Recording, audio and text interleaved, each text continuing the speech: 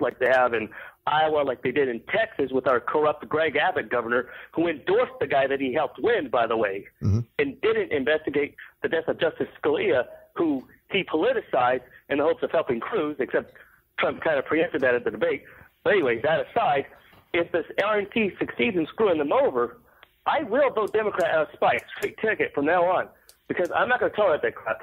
The second thing I wanted to mention is these Black Lives Matter people, they're a subcategory of what's called social justice warriors, basically PC terrorists, and they're not even the most dangerous ones.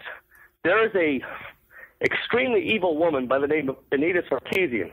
She went to the UN to try and censor the internet, Twitter, and is unfortunately a little more successful there. She went to Facebook and is very successful there. She tried it with Google, who kind of sort of blew her off, but they still had dinner with her. You know, this person makes Hillary look good and saintly by contrast. So we're not going to see the last of this for a very long time if Donald Trump doesn't get in office. There's people a lot more evil than these Black Lives Matter folks who can and have done far more militant things. Just look at what's been happening to the gamer community for the last 2 years. Every time we try to have a different conversation, they call in bomb threats or threaten us with violence. Every time we try to debunk their narrative that people who play video games are a bunch of misogynists, you know. So this is, and now the Donald Trump supporters are starting to see a mild taste of what gamers have been putting up with for the last 2 years, and that's one of my reasons for voting for Donald Trump, because I'm sick of this crap. It's been going on for more than just the past 6 months. It's been going on forever. Let me ask you a question. You're from Austin, Texas, right? Austin, Texas? No, I'm from Dallas. Oh, Dallas. I'm sorry. Dallas. So you've never you've never voted for Ted Cruz? Absolutely not. No, I won't lie. I'm not a partisan voter. I have voted for other Republicans. I regret that I once voted for Rick Perry. My gosh, he embarrassed us in 2010. But I did not vote for Ted Cruz. That guy, I didn't trust him at first, and you know his John Boehner style caving in 2013. You know, where he capitulated like John Boehner would and complained like John Boehner did when he agreed to raise taxes. That I'm being bullied. That's why I capitulated on my filibuster. You know that thing. Yeah. That's why I like to call him liberal Ted, because, hey, look, I'm a liberal myself, but I don't pretend not to be liberal, okay? Right. Well, listen. One more thing I wanted to bring up. Yes. One thing I wanted to bring up, socialism would be very much against the liberals and the conservatives, because one thing a lot of people don't know, under socialism, and this is pretty universal, unions get gutted and strikes are illegal. Not a lot of people know that. Wow. Well, yeah. Bill? I don't think Bernie in the general election. I don't think that if somehow Bernie Sanders beats Hillary, which I think is almost impossible. Well, I don't think that he would do well in the general election. Most general election voters don't know anything about him. That's why the polls are going the way they are right now. Now you have his militant Bernie bros who are going to stick by him no matter what. But I think the average undecided voter would look at him and go, "Okay, this guy is crazy. I don't think we want him." But that will take some attacks. Let me mention something real quickly about these head-to-head polls you have right now. Back in March of 1980, the polls had Jimmy Carter running 25 points ahead of Ronald Reagan. In 1980, Ronald Reagan won 44 states. Okay, head-to-head polls with an outsider candidate in March are completely and utterly meaningless. So these polls with Bernie leading Trump, these polls with Hillary leading Trump in March are meaningless, because until the outsider candidate gets the entire Republican base to rally behind them and consolidate behind them, nothing else. It doesn't mean anything. What does it mean? It doesn't mean anything. All head-to-head polls now mean when Marco Rubio is polling 15% nationally, but wins a head-to-head poll it means a lot of people think he's harmless and they're not worried about it. Right. Donald Trump scares all the right people, and so they are saying they won't vote for him, but they will in the general election. So what do you say? You're listening to the Silent Majority here on New Media Patriot Radio. I'm your host, Chris, and the number to call is 347-338-1775. I'm going to get to all the calls on the board. Just give me a second. What do you say to people that say, you know, Donald Trump is the Republican turnout has been huge. and the Democratic turnout has been very low. What do you say to those that say? What do you say to the people that say Donald Trump can never beat Hillary Clinton? I say, just look at the numbers. She's not exciting her base. What do you say to those people? Absolutely. Here's the thing: is that people during the 2012 election, all the pollsters kept saying, "Oh, there's all this enthusiasm on the Republican side. You got double-digit leads in enthusiasm on the Republican side, and so therefore Romney's going to win." Mm-hmm. But the warning signs were there early. Turnout in the primaries for Republicans in 2012 was very low, and the warning signs were there. So when the final election came, nobody turned out. Right. Okay.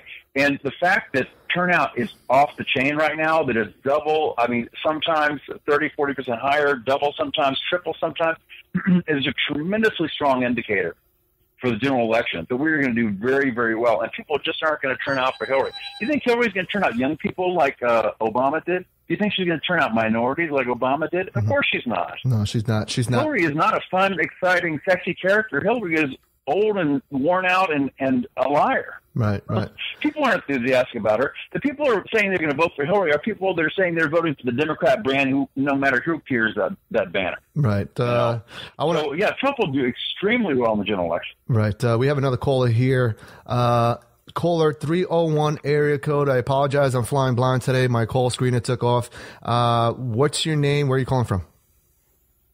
I'm Sherry from Western Maryland. Wow. And I'm just one of those low information voters that Ted Cruz has, How did you feel? How did you feel? How did you feel? I mean, again, I mentioned this before. We've had doctors on this show.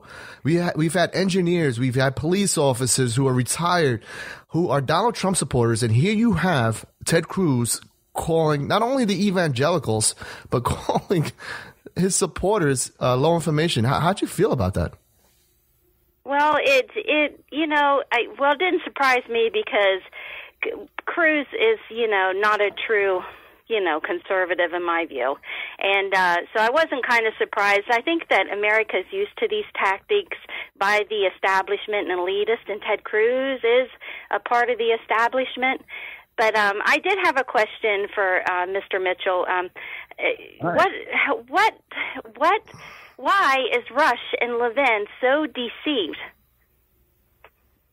That is a good question because Rush is clearly on the Cruz train, even though he won't say it, and Levin obviously is.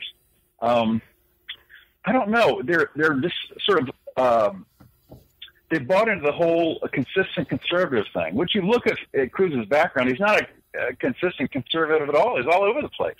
He's an opportunistic conservative is what he is. So I don't understand. And, people will say, because I'm very hard on Rush on Twitter. Okay. I'm not a fan. And people will say, well, Rush says nice things about Trump sometimes. Why are you being so hard on him? It's like, no. Rush will admire what Trump is accomplishing, but Rush does not admire Trump. Okay? Listen to Rush carefully. When he talks about Trump in a positive way, he'll speak to about it's amazing that Trump has done this and this and this, and he's commenting sort of on the electorate in general, the election in general, and how it's going.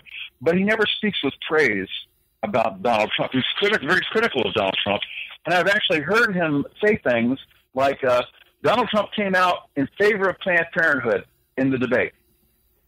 And then not qualify that. Well, he came out in favor of the health care portions, but he opposes the abortion side of it. Right. He doesn't qualify. So he's trying to create this imagery that is completely false out there. Let me turn me off. I'm not a fan. Yeah, let me interject here and say something about Ted Cruz.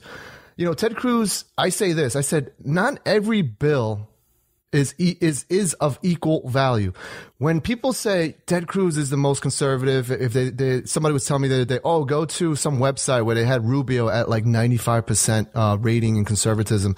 And I say to myself, listen, not every bill is of equal value. If you're voting for a bill such as the Gang of Eight that will destroy our sovereignty and our economics, but you have a show vote of a minor bill. I mean, that's just a show vote. That's just to get your grade up. But if you vote for something like that, or if you vote for like the Corker bill, if Ted Cruz is such a constitutional conservative, why would he give up our treaty powers when dealing with the country? And here you have the liberals who were supporting this Iran bill to a country that wanted death to Jews and death to America, but yet they call Donald Trump Hitler and a Nazi. It doesn't make any sense. Yeah. It doesn't make any sense. Well, go ahead, caller. I'm sorry, Bill. Go ahead. Bill, go ahead. Let me just interject one quick thing here. That Ted Cruz will say that Donald Trump is a liberal. And yet you look at Ted Cruz's platform, which is basically a Me Too of Donald Trump's platform with some small changes. And wait a minute, it's like your platform is almost exactly the same as Donald Trump's, and yet you're calling Donald Trump a liberal, and you're a consistent conservative. Right. And this is one thing that I've said to people that are Ted Cruz supporters along the way is, hey, when Ted Cruz loses this thing because he can't win, come over to Trump, because you may not like Trump's personality, you may not like this about Trump, you may not like that, but you're basically going to get the same message that you got with Cruz. Right. You may not like the messenger, but the message remains the same. Much better than under Hillary. Exactly. Or under Rubio, where you're going to get an establishment message. Yeah, go ahead. Caller, what's your name one more time? Give me your name. It's Sherry, and I'm not a low information voter. It does burn me up. It does. I'm an RN, and I've been following politics for a long time. Yeah, and I'm a conservative, and I'm an evangelist. I'm a Christian, and so whenever they say this, it is irritating. It is, and it's more irritating because people are falling for the whole Cruz genre personality thing. So. All right, Sherry. Yeah. But thank you so much. Thank you. Thank you for calling, Sherry. Bill, you have another question for her, or? Okay, thank you. Yeah, I was just going to say real quickly on the low information thing, is that Trump supporters dominate social media. We dominate Twitter. We dominate Facebook. Okay, this is where the information is. This is where the engagement is. Okay, now how can we be low information and low engagement when we live and dominate the space where it is? Yeah. It's just absolutely ludicrous. Yeah, exactly. And so when Cruz looks in the camera and says Trump voters are low information and low engagement, I mean, he is lying. That is what a man looks like when he's looking you in the eye and he's lying, because he knows that's not true. Exactly. You're listening to The Silent Majority here. I am your host, Chris, and on the Rebooting Liberty Hotline, I have my co-host, Bill Mitchell. Bill Mitchell, quickly, give your Twitter out in case people want to follow you there that are just hearing you for the first time. Go ahead. Yeah, it's sure. It's at Mitchell VII. Very simple. MITCHDLL VII. Victor Ivy.